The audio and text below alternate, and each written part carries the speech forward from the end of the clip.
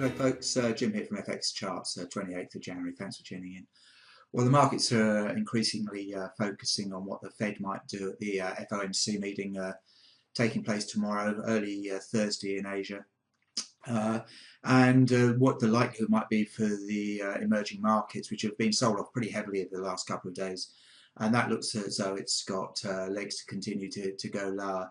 Although having said that, the US equity markets, which did get sold off in unison with that, they've recovered and pretty much flat on the end of the day. Now, what that's meant for the euro and the US dollar, that's pretty much unchanged really. It's not done an awful lot at all. We'll go and have a look at the charts.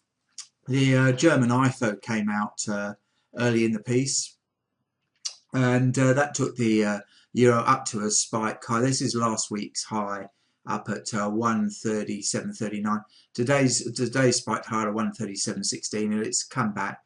It's looking pretty choppy, and I'm not really sure it's going to go anywhere ahead of the Fed on Wednesday. So maybe we just muck around close to current levels.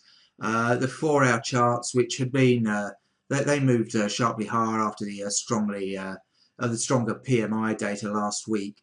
But they've since eased back, and they actually look as though they're drifting off a little bit. The daily charts, though, they're pointing mildly higher. So overall, I think we're going to get probably some choppy range trading. The euro is pretty much driven today by the movement on the crosses. After the German IFO came out better than expected, the crosses all moved around. Early in the piece, euro yen was the mover when dollar yen collapsed down through 102. That came back and recovered, but then sterling had a decent move higher later in the day and took euro sterling with it. So all up, as I say, the crosses are what's driving the euro rather than the dollar at the moment, and I think that's likely to continue. And I really expect the euro to trade against the dollar 136.30 to 137.30. Really, I don't think we're going much out of that range today. Dollar yen.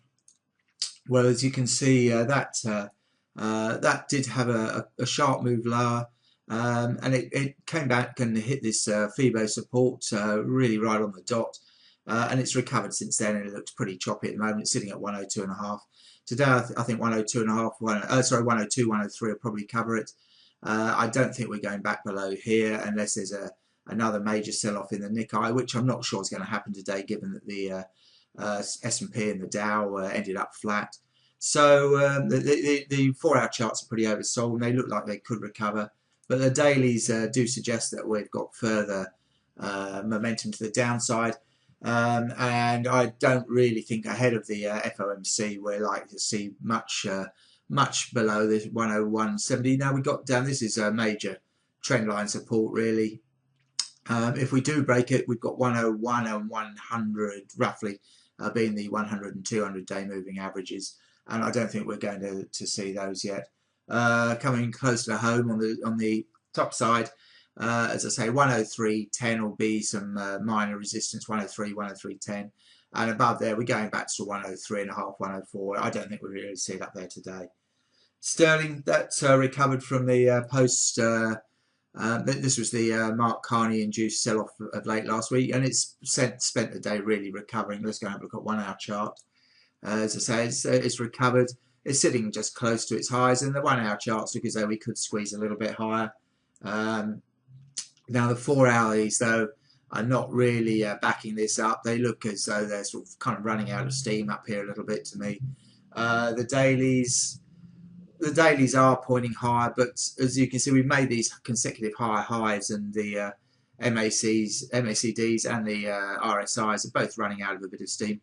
So I think we're in for some choppy trading, at least ahead of the Fed. And we've got the UK GDP today. Now that may provoke some volatility, particularly if it's higher than the 0.7% that's expected. I think the third quarter GDP was 0.8. This one's expected to be 0.7, but if it is higher than that, then we could get the market thinking about a rate rise earlier than expected, which I don't really think we're probably likely to see this year, to be quite honest. But it could provoke a bit of a move back towards 166 and above. Quite honestly, we see it up above 166.25. I think I'd be a seller again for an eventual move back down to this, or 165.5, 160, low 165. I don't think we're going back below 164.75 today. And this trend line comes in here at about 163.90 right now. Dollar Swiss, well, that's acting as a safe haven, much in the same way as the yen.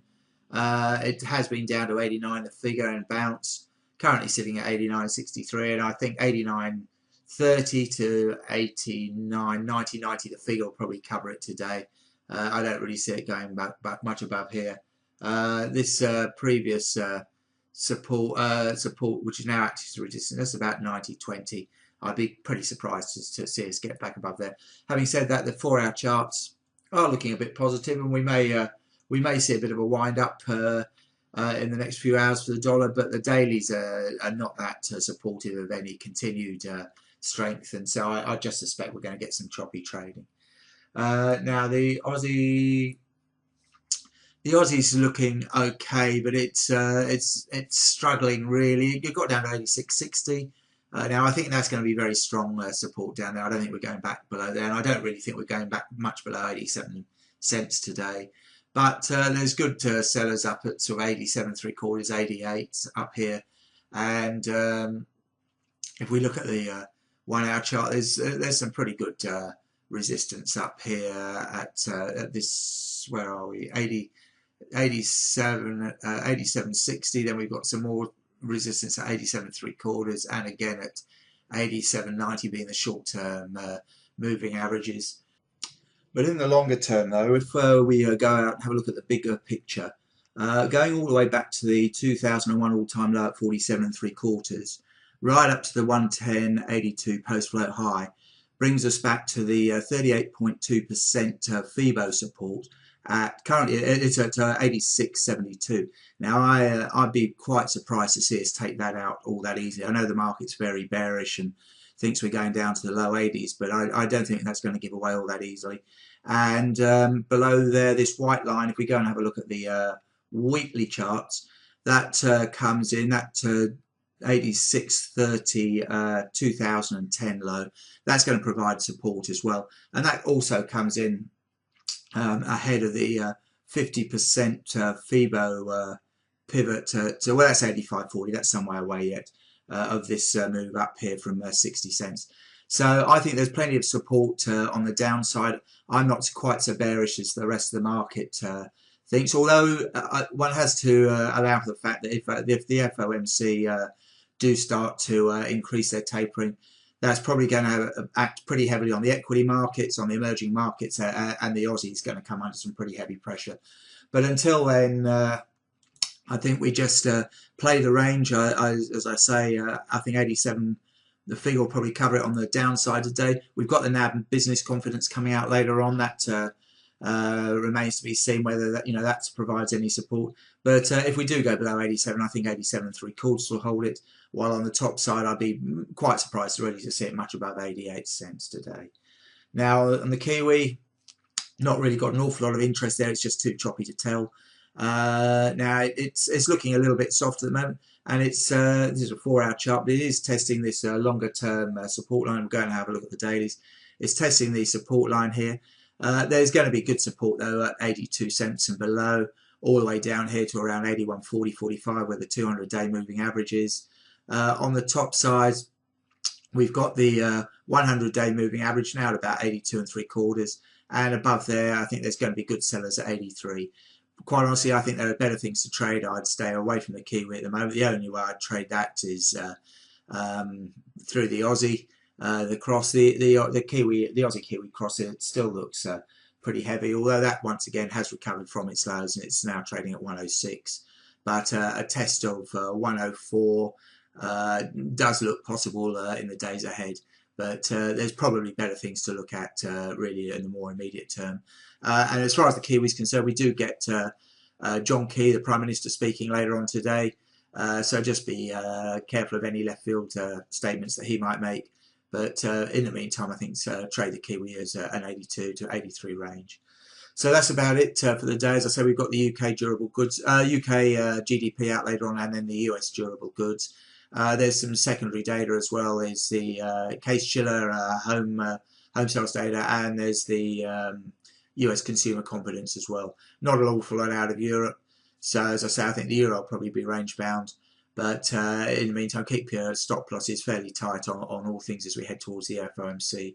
And that aside, have a good day, and we'll talk to you tomorrow.